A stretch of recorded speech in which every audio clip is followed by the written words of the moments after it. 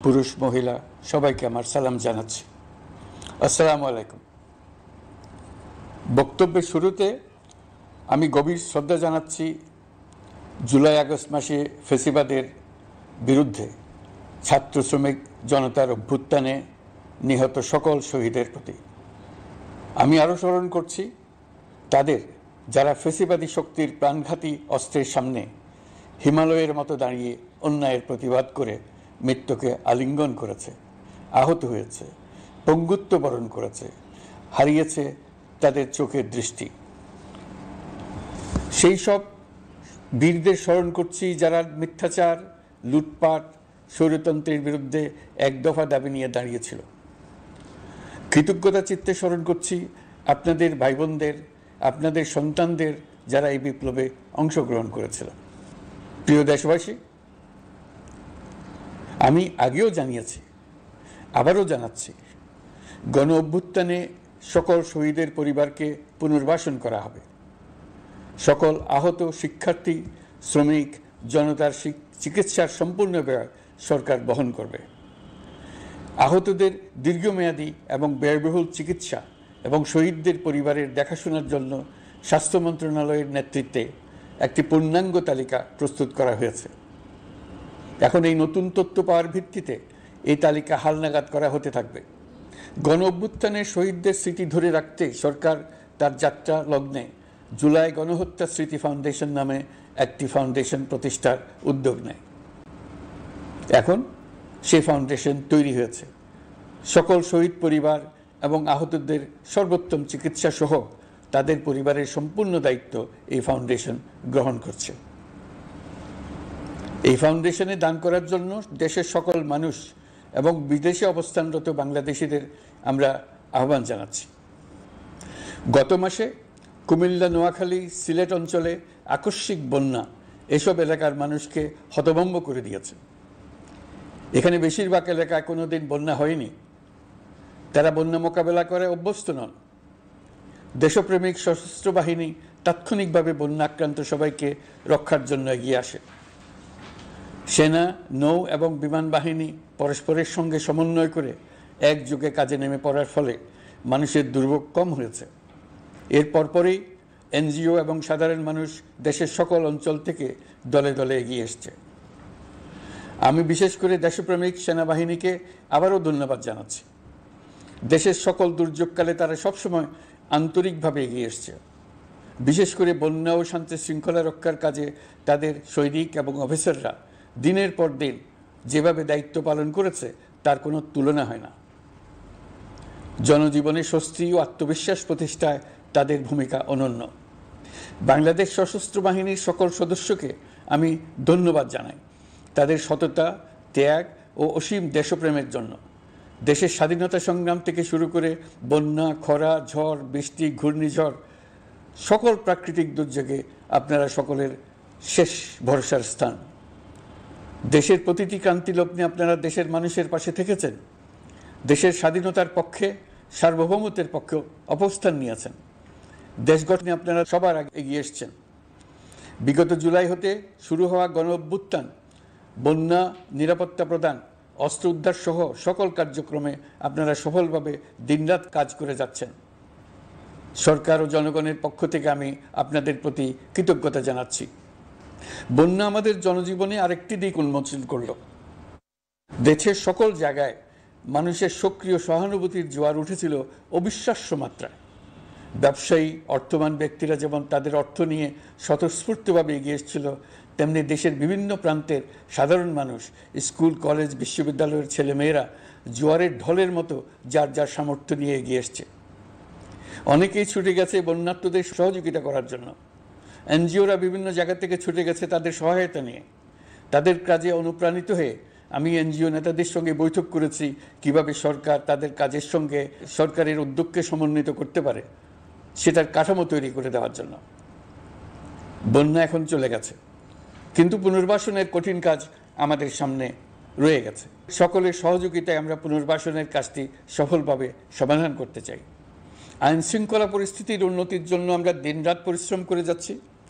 যে সমস্ত ভাই বোনেরা তাদের গত 16 বছরের বেদনা জানিয়ে তার প্রতিকার পাওয়ার জন্য আমার অফিস এবং সচিবালয়ের অফিসসমূহের সামনে প্রতিদিন ঘেরাও কর্মসূচি দিয়ে আমাদের কাজকর্ম ব্যাহত করছিলেন, তারা আমার আহ্বানে সাড়া দিয়ে ঘেরাও কর্মসূচির থেকে বিরত হয়েছেন বটে, তবে অন্যত্র আবার তারা তাদের কর্মসূচি দিয়ে যাতায়াতে ব্যাঘাত সৃষ্টি করছেন। আমি কথা দিচ্ছি, আপনাদের ন্যায্য আবেদনের কথা আমরা ভুলে যাব না। আমরা সকল অন্যায়ের প্রতিকারের জন্য প্রতিশ্রুতিবদ্ধ। আমরা আমাদের দায়িত্বকালে যথাসম্ভব সব সমস্যার সমাধানের চেষ্টা করব। আমি আবারও অনুরোধ করছি, আপনারা যাতায়াতে ব্যাঘাত সৃষ্টি থেকে বিরত থাকুন। জাতি আপনাদের প্রতি কৃতজ্ঞ থাকবে। তৈরি পোশাক, ওষুধ শিল্প, এইসব এলাকায় শ্রমিক ভাই বোনেরা তাদের অভিযোগ জানানোর জন্য ক্রমাগতভাবে এই শিল্পের কার্যক্রম পরিচালনা বন্ধ রাখতে বাধ্য করছেন। এটা আমাদের অর্থনীতিতে যে নেতিবাচক প্রভাব ফেলবে সেটা মোটেই কাম্য নয়। এমনিতেই ছাত্র শ্রমিক জনতার বিপ্লবের পর যে অর্থনীতি আমরা পেয়েছি সেটা নিয়ম নীতিবিহীন, দ্রুত ক্ষীয়মান একটা অর্থনীতি। প্রাতিষ্ঠানিক কাঠামো প্রায় ধ্বংসপ্রাপ্ত। বৈদেশিক মুদ্রার রিজার্ভ তলানিতে গিয়ে ঠেকেছে। আমরা এই অর্থনীতিতে প্রাণ সঞ্চারের চেষ্টা করছি, আমাদের উদ্যোগে সাড়াও পাচ্ছি। ঠিক এই সময়ে আমাদের শিল্প কারখানাগুলো বন্ধ হয়ে যাক, অকার্যকর হয়ে যাক, এটা আমাদের অর্থনীতিতে বিরাট আঘাত পড়বে। সেটা কিছুতেই আমাদের কাম্য হতে পারে না। শ্রমিক ভাই বোনদের অনেক দুঃখ আছে, কিন্তু সেই দুঃখ প্রকাশ করতে গিয়ে আপনাদের মূল জীবিকা বন্ধ হওয়ার উপক্রম হলে সেটা ঠিক হবে না। দেশের অর্থনীতি ধ্বংসপ্রাপ্ত হলে সেটা ঠিক হবে না। শ্রমিক মালিক উভয়ের পক্ষে আলোচনা করে এসব সমস্যার সমাধান আমরা অবশ্যই বের করব। আপনারা কারখানা খোলা রাখুন, অর্থনীতির চাকা সচল রাখুন, দেশের অর্থনীতিকে সোজা হয়ে দাঁড়াতে দিন। আমরা আপনাদের সমস্যার স্থায়ী সমাধান বের করার জন্য সর্বশক্তি প্রয়োগ করব। মালিক পক্ষের কাছে আমাদের আবেদন, আপনারা শ্রমিকদের সঙ্গে বোঝাপড়া করুন, কারখানা সচল রাখুন, অর্থনীতির দুর্বল স্বাস্থ্যকে সবল করে তুলুন। ওষুধ শিল্প এবং তৈরি পোশাক শিল্প দেশের গৌরব। এর মাধ্যমে আমাদের শ্রমিক ভাই বোনেরা তাদের কর্মকুশলতা বিশ্বকে মুগ্ধ করেছে। এর সাফল্য এখন থমকে আছে। আমরা এই দুই শিল্পকে তাদের সম্ভাব্য শীর্ষে নিয়ে যেতে চাই। দুর্বল করার তো প্রশ্নই ওঠে না। এই দুই শিল্পের কোথায় কোথায় বাধা আছে, সমস্যা আছে, সেগুলো চিহ্নিত করে তাকে বাধামুক্ত করতে চাই। আমরা বিদেশি ক্রেতাদের একত্রিত করে তাদের সহযোগিতা চাইব, যেন বাংলাদেশের এই শিল্প দুটি বিশ্বের অন্যান্য দেশের চাইতে বেশি আস্থাযোগ্য হয়ে গড়ে উঠতে পারে। সব কিছুই সম্ভব যদি আমরা শ্রমিক মালিক সম্পর্কটা একটা নির্ভরযোগ্য, আনন্দদায়ক করে গড়ে তুলতে পারি। আমাদের সরকারের প্রথম মাস কাটল, দ্বিতীয় মাস থেকে আমরা নতুন বাংলাদেশ গড়ার ভিত্তি হিসেবে নতুন শ্রমিক মালিক সম্পর্কের সূচনা করতে চাই। এটা দেশের সবার কাম্য। দেশের নতুন প্রজন্ম নির্ভয়ে যেন তাদের ভবিষ্যৎ নিয়ে এগিয়ে যেতে পারে, আমরা সেই লক্ষ্যে কাজ করছি। আমাদের দায়িত্ব অনেক। ন্যায়ভিত্তিক একটা সমাজ গড়ে তোলার জন্য একসাথে অনেকগুলো কাজ আমাদের হাত দিতে হবে। 1 জুলাই থেকে 5 আগস্ট পর্যন্ত ছাত্র জনতার গণ আন্দোলনকে দমন করতে যেসব ফৌজদারি মামলা দায়ের করা হয়েছিল, এর মধ্যে হত্যা মামলা ছাড়া বাকি প্রায় সকল মামলা প্রত্যাহার করা হয়েছে। এইসব মামলায় গ্রেফতারকৃত সকলে মুক্তি পেয়েছে। দায়িত্ব গ্রহণের শুরুতেই অন্তর্বর্তীকালীন সরকার বিচার বিভাগের বড় সংস্কারের কাজে হাত দিয়েছে। যোগ্যতম ব্যক্তিকে প্রধান বিচারপতি নিয়োগ দেওয়াতে মানুষের মনে নতুন আশার সঞ্চার হয়েছে। আপিল বিভাগের বিচারপতি নিয়োগ অতি সত্বর এই সকল কালো আইন বাতিল ও প্রযোজ্য ক্ষেত্রে সংশোধন করা হবে। সাংবাদিক সাগর রনি হত্যাকাণ্ড সহ বহুল আলোচিত 5টি হত্যাকাণ্ডের তদন্ত ও বিচার অগ্রাধিকার ভিত্তিতে ও দ্রুততম সময়ে নিষ্পত্তির জন্য সহায়তা প্রদান করা হচ্ছে। সম্প্রতি আমরা বলপূর্বক গুম থেকে সকল ব্যক্তির সুরক্ষার জন্য আন্তর্জাতিক কনভেনশনের সনদে স্বাক্ষর করেছি। ফলে স্বৈরাচার দ্বারা প্রতিষ্ঠিত গুম সংস্কৃতির সমাপ্তি ঘটানোর জন্য আন্তর্জাতিকভাবে আমরা প্রতিজ্ঞাবদ্ধ হলাম। এছাড়া আমরা ফেসিবাদ শাসনের 15 বছরে গুমের প্রতিটি ঘটনা তদন্ত করার জন্য পৃথক একটা কমিশন গঠন করছি। যেসব পরিবার তাদের নিখোঁজ পিতা, স্বামী, পুত্র এবং ভাইদের পাওয়ার জন্য বছরের পর বছর যন্ত্রণার সাথে অপেক্ষা করছেন, আমরা আপনাদের বেদনায় সমব্যথী। আয়নাঘরগুলো বন্ধ করে দেওয়া হয়েছে। এবং সেই সাথে বের হয়ে আসছে ফ্যাসিস্ট হাসিনা সরকারের গুমের শিকার ভাই বোনদের কষ্ট ও যন্ত্রণা গাথা।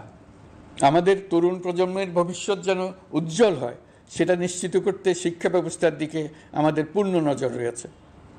ইতিমধ্যে প্রথম শ্রেণী থেকে দ্বাদশ শ্রেণী পর্যন্ত বর্তমানের ত্রুটিপূর্ণ শিক্ষাক্রম পরিবর্তন করা হয়েছে। বই সংশোধন ও পরিমার্জনের কাজ শেষ পর্যায়ে আছে। এই সংস্কারের কাজ অব্যাহত থাকবে। বিশ্ববিদ্যালয়সমূহের উচ্চ প্রশাসনিক পদগুলো পূরণ করে শিক্ষা কার্যক্রম স্বাভাবিক করার কাজ দ্রুত গতিতে এগিয়ে চলেছে। বেসরকারি শিক্ষা প্রতিষ্ঠানগুলোর পরিচালনা বোর্ডে দখলদারিত্বের রাজনীতি বন্ধ করার ব্যবস্থাও নেওয়া হয়েছে। আপনারা নিশ্চয় লক্ষ্য করেছেন, আমাদের প্রথম মাসে দেশের প্রায় সকল বিশ্ববিদ্যালয়ের উপাচার্য এবং উপাচার্য মহোদয়গণ পদত্যাগ করেছেন। উচ্চশিক্ষার ক্ষেত্রে এটা বিরাট শূন্যতার সৃষ্টি করেছে। প্রথম মাসে আমরা ক্রমাগতভাবে প্রতিটি বিশ্ববিদ্যালয়ে সবার কাছে গ্রহণযোগ্য এমন উপাচার্য এবং উপাচার্য নিয়োগ দেওয়ার কাজ শুরু করেছে। এর ফলে সকল সরকারি এবং বেসরকারি বিশ্ববিদ্যালয়গুলোতে নতুন উদ্যমে কাজ শুরু করার পরিবেশ সৃষ্টি হয়েছে। সংবাদ মাধ্যম ও মত প্রকাশের পূর্ণ স্বাধীনতা ইতিমধ্যে নিশ্চিত করা হয়েছে।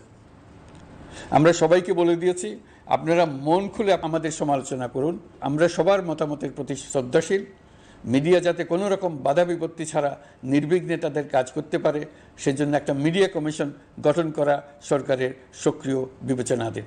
আরও যেসব কমিশন সরকার সহ অন্য সবাইকে জবাবদিহিতার আওতায় আনতে পারে, আমরা তাদের পুনর্গঠন ও সংস্কারের উদ্যোগ নিয়েছি যাতে তারা আরও শক্তিশালী হয়, জনকল্যাণে কাজ করে। দায়িত্ব গ্রহণের পর বিভিন্ন দেশের সরকার প্রধান টেলিফোনে এবং শুভেচ্ছা বার্তা পাঠিয়ে আমাকে অভিনন্দন জানিয়েছেন। বিভিন্ন দেশের রাষ্ট্রদূত এবং হাই কমিশনার বৃন্দ আমার সাথে সাক্ষাৎ করে দ্বিপাক্ষিক সহযোগিতা বৃদ্ধির আশ্বাস দিয়েছেন।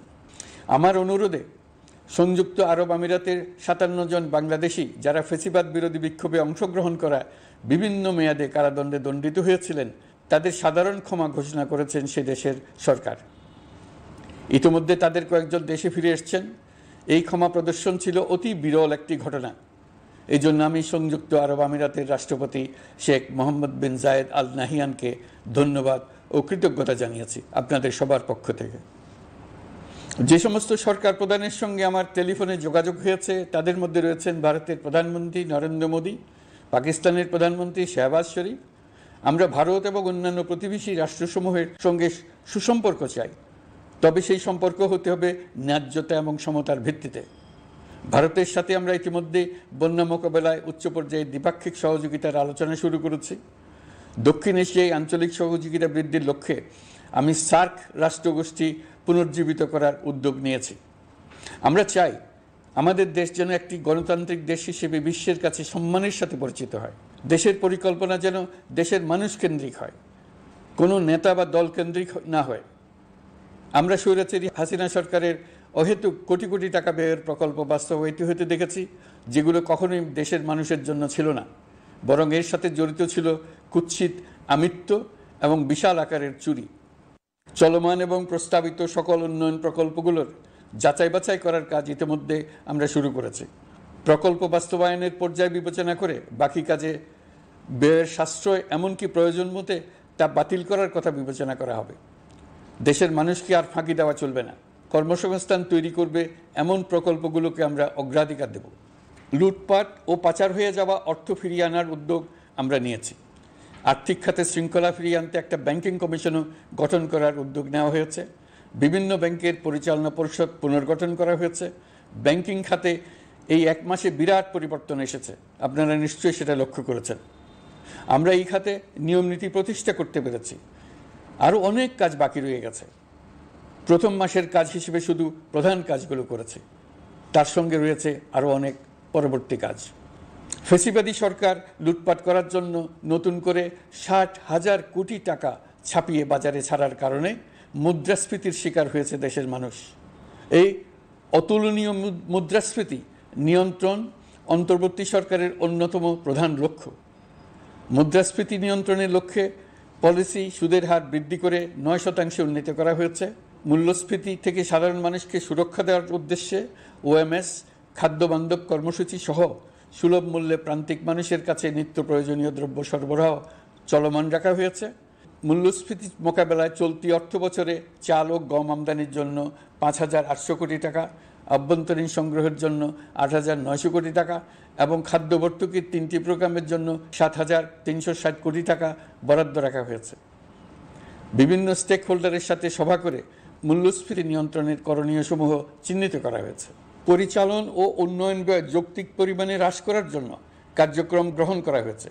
কৃষিপণ্য উৎপাদনের জন্য সার আমদানির ক্ষেত্রে প্রয়োজনীয় বৈদেশিক মুদ্রার সরবরাহ নিশ্চিত করার পদক্ষেপ নেওয়া হয়েছে। প্রকৃত চাষিগণ যাতে কৃষি ঋণ পেয়ে থাকেন তা নিশ্চিত করার উদ্যোগ নেওয়ার পাশাপাশি কৃষি ঋণের পরিমাণ বৃদ্ধি করা হয়েছে। মার্কিন ডলারের বিপরীতে টাকার বিনিময় হার স্থিতিশীল রাখার লক্ষ্যে বৈদেশিক মুদ্রার বিনিময় হারকে বাজার ভিত্তিক করা হয়েছে। কালো টাকা সাদা করার অনৈতিক অনুমতি বাতিল করা হয়েছে।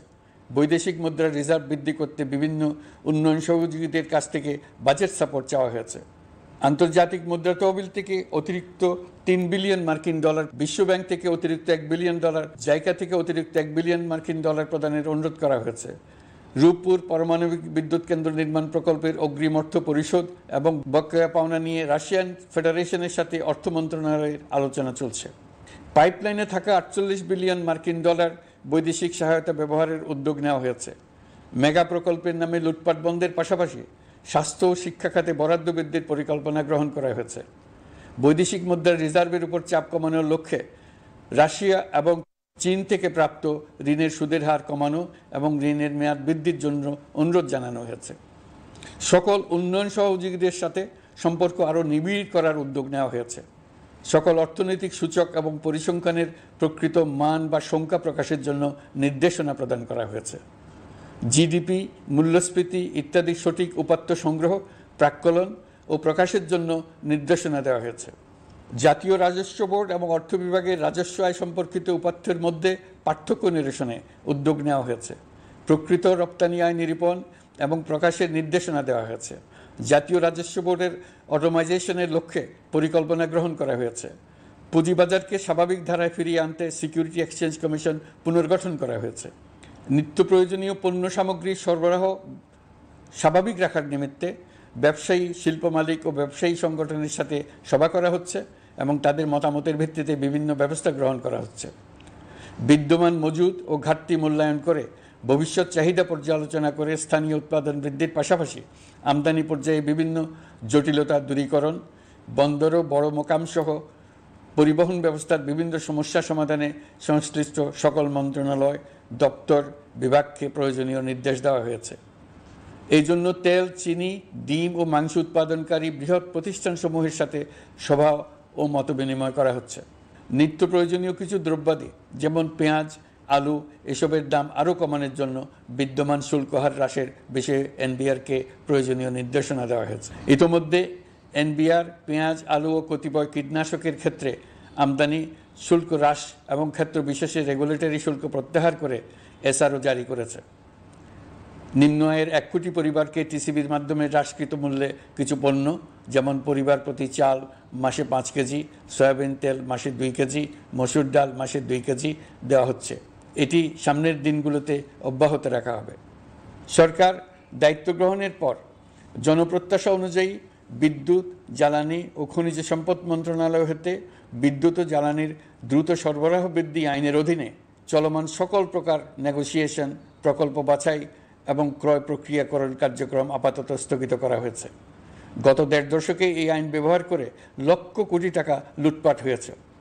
বিদ্যুৎ, জ্বালানি ও খনিজ সম্পদ মন্ত্রণালয়ের আওতাধীন কোম্পানিসমূহে অধিকতর স্বচ্ছতা ও জবাবদিহিতা আনার লক্ষ্যে কোম্পানিসমূহের পরিচালনা পর্ষদ পুনর্গঠন করা হয়েছে। প্রকৌশল, ভূতত্ত্ব এবং খনিজ হিসাব বিষয়ে অধ্যয়ন করেছে এমন ছাত্র প্রতিনিধি অন্তর্ভুক্ত করার জন্য উদ্যোগ গ্রহণ করা হয়েছে। এই খাতে অধিকতর সক্ষমতা, গতিশীলতা এবং জবাবদিহিতা নিশ্চিত করার লক্ষ্যে বিশেষজ্ঞগণের সমন্বয়ে একটি কমিটি গঠন করা হয়েছে। জ্বালানি তেলের মূল্য জনপ্রত্যাশা অনুযায়ী সহনশীল রাখতে অকটেন ও পেট্রোলের দাম 6 টাকা, ডিজেল ও কেরোসিনের দাম 1 টাকা 25 পয়সা কমানো হয়েছে। 37 দিন বন্ধ থাকার পর গত 25 আগস্ট হতে মিরপুর 10 ও কাজীপাড়া স্টেশন ছাড়া বাকি সব স্টেশনে মেট্রো রেল পুনরায় চালু করা হয়েছে। ভুয়া মুক্তিযোদ্ধাদের চিহ্নিত করার লক্ষ্যে বিশেষ করে মুক্তিযুদ্ধের সময় যাদের বয়স 12.5 বছরের কম ছিল তাদের মুক্তিযুদ্ধ তালিকা হতে বাতিলের জন্য সুপ্রিম কোর্টে লিভ টু আপিলের পদক্ষেপ গ্রহণ করা হয়েছে। মুক্তিযোদ্ধা কল্যাণ ট্রাস্টের আওতাধীন বেদখলকৃত স্থাবর সম্পত্তি উদ্ধারে প্রয়োজনীয় ব্যবস্থা গ্রহণ করা হয়েছে।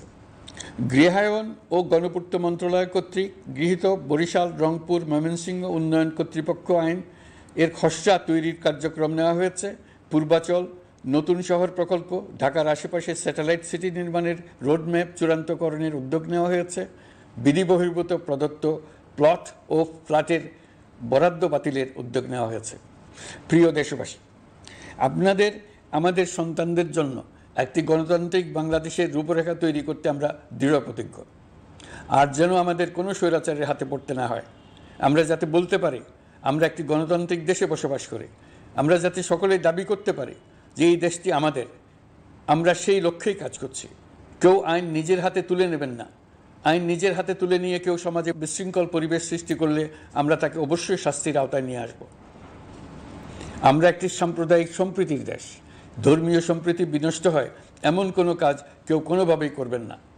অতীতে শুধুমাত্র আওয়ামী মতাদর্শী না হওয়ার কারণে 28তম থেকে 42তম BCS পর্যন্ত BPSC কর্তৃক সুপারিশকৃত অনেক প্রার্থী নিয়োগ বঞ্চিত হয়েছেন। 8ই আগস্ট পরবর্তী সময়ে এর মধ্যে এদের 259 জনকে নিয়োগ দেওয়া হয়েছে। মাঠ প্রশাসনকে জনবান্ধব এবং দুর্নীতিমুক্ত জবাবদিহিমূলকভাবে গড়ে তোলার জন্য সব ধরনের উদ্যোগ নেওয়া হয়েছে। সরকারি কর্মচারীদের বাধ্যতামূলকভাবে সম্পদ বিবরণী দাখিলের নির্দেশ দেওয়া হয়েছে এবং এটা প্রতি বছর তাদেরকে করতে হবে। ধ্বংস হয়ে পড়া একটা জনপ্রশাসনকে নিয়ে যাত্রা শুরু করেছি। মন্ত্রণালয়গুলোর উচ্চতম পদে যারা নিয়োজিত ছিলেন তারা অনেকে দায়িত্ব ছেড়ে চলে গেছেন, কিংবা পদে থাকলেও সহকর্মীদের চাপের মুখে কাজ করতে পারছিলেন না, বাধ্য হয়ে পদত্যাগ করেছেন। আর যারা 16 বছরের স্বৈরাচারী শাসনের আমলে পদত্যাগে বাধ্য হয়েছিলেন কিংবা দায়িত্ববিহীন অবস্থায় একই পদে থেকে বাধ্য হয়েছেন, তাদের সবার কথা বিবেচনা নিয়ে জনপ্রশাসনকে নতুন করে দাঁড় করানোই ছিল আমাদের প্রথম মাসে কঠিনতম সময়। আবার সকল সমস্যার সমাধান করে একটি নতুন জনপ্রশাসন কাঠামো দাঁড় করাতে পেরেছি, এটাই আমাদের প্রথম মাসের সবচাইতে বড় অর্জন। আমার বিশ্বাস এই জনপ্রশাসন জনগণের ইচ্ছা পূরণে সর্বোচ্চ অবদান রাখতে পারবে। অতি স্বল্প জনবল নিয়ে দাপ্তরিক কার্যক্রম শুরু করা হলেও প্রথম দিকে বিভিন্ন মন্ত্রণালয় ও বিভাগ থেকে পাঠানো বিবিধ প্রস্তাব দ্রুত গতিতে এবং আইনগত সমস্ত বাধ্যবাধকতা মেনে সিদ্ধান্ত নেওয়া হয়েছে। গত এক মাসে বিভিন্ন মন্ত্রণালয় ও বিভাগ 198টি অতি গুরুত্বপূর্ণ বিষয়ে সিদ্ধান্ত নিয়েছে। জনপ্রশাসনের 135 জন অতিরিক্ত সচিব, 227 জন যুগ্ম সচিব এবং 120 জন উপসচিবকে পদোন্নতি প্রদান করা হয়েছে। 59টি জেলার জেলা প্রশাসককে প্রত্যাহার করা হয়েছে এবং নতুন 59 জন জেলা প্রশাসককে নিয়োগ দেওয়া হয়েছে। 67 জন কর্মকর্তার চুক্তিভিত্তিক নিয়োগ বাতিল করা হয়েছে। 10 জন যুগ্ম সচিব, 8 জন অতিরিক্ত সচিব, 6 জন সচিবকে ওএসডি করা হয়েছে। বাংলাদেশ পুলিশের 80 জন ডিআইজি, 30 জন পুলিশ সুপার সহ 110 জনকে পদোন্নতি প্রদান করা হয়েছে। 1 জন ডিআইজি, 1 জন এডিশনাল ডিআইজি, 4 জন পুলিশ সুপারকে চাকরিতে পুনর্বহাল করা হয়েছে। আইজিপি সহ 10 জন অতিরিক্ত আইজি, 88 জন ডিআইজি, 21 জন এডিশনাল ডিআইজি, 177 জন পুলিশ সুপার সহ মোট 297 জন কর্মকর্তাকে বদলি করা হয়েছে। ছাত্র শ্রমিক জনতার বিপ্লবের মূল লক্ষ্য ছিল গণভবন। এটা ছিল স্বৈরাচারের কেন্দ্রবিন্দু। এই সরকার বিপ্লবের প্রতি সম্মান দেখিয়ে গণভবনকে বিপ্লবের জাদুঘর হিসেবে ঘোষণা দিয়েছে। ছাত্র জনতার ক্ষোভকে স্থায়ীভাবে তুলে ধরার জন্য গণভবনের আর কোনো সংস্কার করা হবে না। ছাত্র জনতার ক্ষোভের মুখে তা যে অবস্থায় দাঁড়িয়েছিল সেই অবস্থায় তাকে রাখা হবে। যেসব মূল্যবান সামগ্রী জনতা নিয়ে গিয়েছিল সেগুলো অনেক ফেরত দিয়ে গেছেন। যারা নিয়ে গিয়েছেন তারা নিজেরাই ফেরত দিয়ে গেছেন। তাদের আমরা দেশবাসীর পক্ষ থেকে ধন্যবাদ জানাচ্ছি। আরও কিছু জিনিস পাওয়া যায়নি। যারা নিয়ে গেছেন তাদের কাছে আমাদের অনুরোধ থাকবে তারা যেন এইসব সামগ্রী ফেরত দিয়ে যান। আমরা উল্লেখ করব এইসব বিক্ষুব্ধ জনতা নিয়ে গিয়েছিল, কিন্তু বিজয়ের পর তারা আবার জাদুঘরের প্রতি সম্মান দেখিয়ে এগুলো ফেরত দিয়ে গিয়েছেন। আমরা নতুন বাংলাদেশকে একটা পরিবেশ বান্ধব এবং জীববৈচিত্র্যময় দেশ হিসেবে গড়ে তোলার উদ্যোগ নিয়েছি। এটি তরুণদের আকাঙ্ক্ষা, আমাদের সবারই আকাঙ্ক্ষা। সেই লক্ষ্যে আমি প্রথমেই একটি ক্ষুদ্র পদক্ষেপ নিয়েছি। আমার বাসভবন এবং সমগ্র সচিবালয়ে প্লাস্টিকের পানির বোতল ব্যবহার নিষিদ্ধ করেছে। ইতিমধ্যে সুপার শপগুলোতে পলিথিনের শপিং ব্যাগ ব্যবহার বন্ধ করার উদ্যোগ নেওয়া হয়েছে। গত কয়েক দশকে যে পরিমাণ নদী দূষণ হয়েছে আমরা তা বন্ধ করার উদ্যোগ নিয়েছি। আমরা সংস্কার চাই। আমাদের একান্ত অনুরোধ, আমাদের উপর যে সংস্কারের গুরু দায়িত্ব দিয়েছেন সেই দায়িত্ব দিয়ে আপনারা দর্শকের গ্যালারিতে চলে যাবেন না। আপনারা আমাদের সঙ্গে থাকুন, আমরা একসঙ্গে সংস্কার করব। এটা আমাদের সবার দায়িত্ব। আপনারা নিজ নিজ জগতে সংস্কার আনুন। একটা জাতির সংস্কার শুধু সরকারের সংস্কার হলে হয় না। আপনি ব্যবসায়ী হলে আপনার ব্যবসায় সংস্কার আনুন। ব্যবসায়ী গোষ্ঠীরা তাদের নিজ নিজ সমিতির মাধ্যমে সংস্কার আনুন। সমিতিতে সংস্কার আনুন। নতুন করে সমিতি গঠনতন্ত্র সংশোধন করুন। আপনি শ্রমিক হলে আপনার ক্ষেত্রে আপনি সংস্কার করুন। আপনি রাজনৈতিক নেতাকর্মী হলে আপনার ক্ষেত্রে সংস্কার করুন। আপনি প্রতিষ্ঠান প্রধান হলে আপনার প্রতিষ্ঠানে সংস্কার আনুন। আমি এটাকে সুযোগ হিসেবে গ্রহণ করার জন্য সবাইকে আহ্বান জানাচ্ছি। এই সংস্কারের মাধ্যমে আমরা জাতি হিসেবে নতুনভাবে যাত্রা শুরু করতে চাই। আমাদের এই যাত্রা আমাদেরকে পৃথিবীর একটা সম্মানিত জাতি হিসেবে প্রতিষ্ঠিত করুক, এটাই আমাদের সবার কাম্য, এটাই আমাদের সবার লক্ষ্য। গত এক মাসে আমি বেশ কিছু রাজনৈতিক দলের সঙ্গে পৃথকভাবে বসছি, তাদের সঙ্গে মতামত বিনিময় করেছি। তারা আমাদের উৎসাহিত করেছেন, ছাত্র শ্রমিক জনতার বিপ্লবের লক্ষ্যের প্রতি সমর্থন জানিয়েছেন, সংস্কারের কাজে পূর্ণ সহযোগিতার দেওয়ার আশ্বাস দিয়েছেন।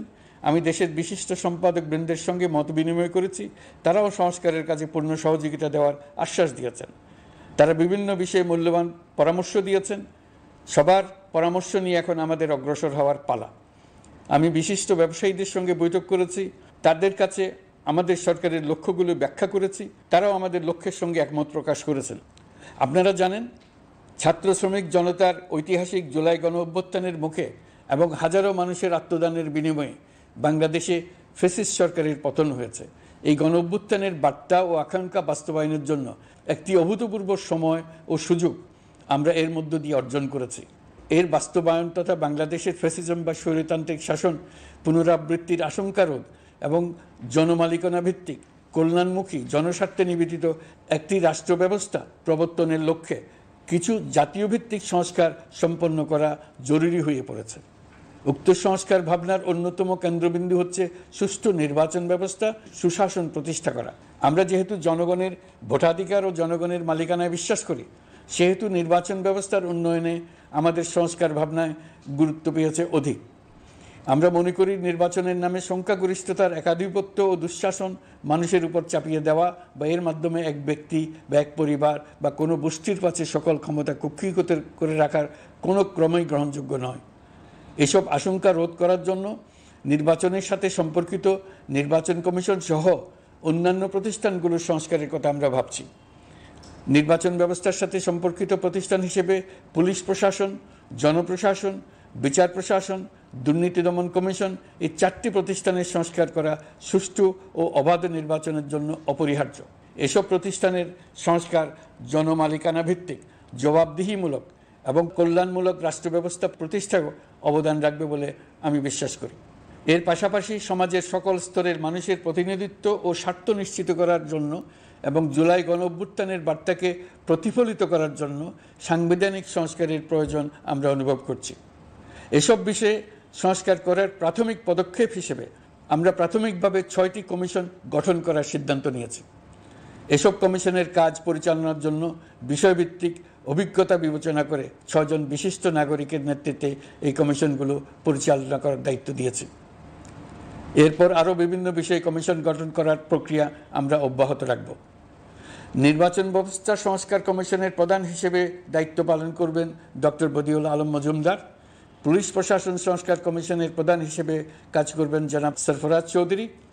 বিচার বিভাগ সংস্কার কমিশনের প্রধান হিসেবে দায়িত্ব পালন করবেন বিচারপতি শাহ আবু নাঈম মুমিনুর রহমান। দুর্নীতি দমন সংস্কার কমিশনের প্রধান হিসেবে দায়িত্ব পালন করবেন ডক্টর ইফতেখারুজ্জামান।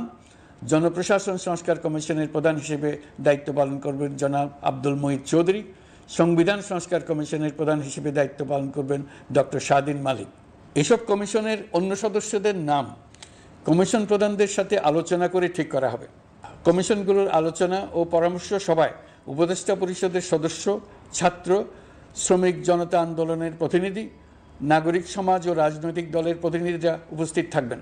পূর্ণাঙ্গভাবে গঠিত হওয়ার পর কমিশন আনুষ্ঠানিকভাবে তাদের কাজ আগামী 1 অক্টোবর থেকে শুরু করতে পারবে বলে আমি আশা করছি। এবং এটি পরবর্তী 3 মাসের মধ্যে সম্পন্ন হবে বলে আমরা ধারণা করছি। কমিশনের রিপোর্টের ভিত্তিতে সরকার পরবর্তী পর্যায়ে প্রধান রাজনৈতিক দলগুলোর সাথে পরামর্শ সভার আয়োজন করবে। চূড়ান্ত পর্যায়ে ছাত্র সমাজ, নাগরিক সমাজ, রাজনৈতিক দলের প্রতিনিধি, সরকারের প্রতিনিধি নিয়ে ব্যাপক ভিত্তিক 3 থেকে 7 দিন ব্যাপী একটি পরামর্শ সভার ভিত্তিতে সংস্কার ভাবনার রূপরেখা চূড়ান্ত করা হবে। এতে এই রূপরেখা কীভাবে বাস্তবায়ন হবে তার একটি ধারণাও দেওয়া হবে। এই আয়োজন জুলাই গণ অভ্যুত্থানের বার্তা বাস্তবায়ন ও রাষ্ট্র পুনর্নির্মাণ তাগিদের ঐক্যবন্ধনে গোটা জাতিকে শক্তিশালী ও আশাবাদী করে তুলবে বলে আমাদের বিশ্বাস।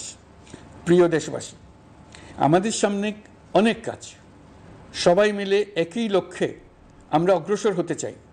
আমাদের মধ্যে, বিশেষ করে আমাদের নতুন প্রজন্মের মধ্যে যে সুপ্ত প্রতিভা লুকিয়ে আছে, সেটা যেন বিনা বাধায় রাষ্ট্রের এবং সমাজের সহযোগিতায় প্রকাশ করতে পারি, সেই সুযোগের কাঠামো তৈরি করতে চাই। সকলে মিলে আমাদের পরিবারের প্রতিটি সদস্যকে, সে ঝাড়ুদার হোক, ছাত্র হোক, শিক্ষক হোক, যে কোনো ধর্মের হোক, সবার সমান অধিকার নিশ্চিত করতে চাই। এই হলো আমাদের সংস্কারের মূল লক্ষ্য। আসুন ছাত্র শ্রমিক জনতার এই বিপ্লবের লক্ষ্যকে আমরা দ্রুত বাস্তবায়ন করি। আমাদের প্রথম মাসে আমরা যেই গতিতে, যে উদ্যম নিয়ে কাজ এগিয়ে নিয়ে যাওয়ার কথা চিন্তা করেছিলাম, সেটা হয়তো করতে পারিনি বাস্তব অবস্থার পরিপ্রেক্ষিতে। দেশের আইনশৃঙ্খলা পরিস্থিতি স্বাভাবিক রাখা গেলে আশা করি আমরা আমাদের গতি অনেক বাড়াতে পারব। এই জন্য দেশের সকল মানুষের কাছে, শিক্ষক, ছাত্রছাত্রী, কৃষক, শ্রমিক, পেশাজীবী, বড় ব্যবসায়ী, ক্ষুদ্র ব্যবসায়ী, দিনমজুর, গৃহিণী, সকলের সহযোগিতা চাইছি।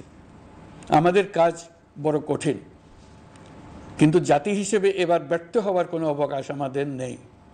আমাদেরকে সফল হতেই হবে।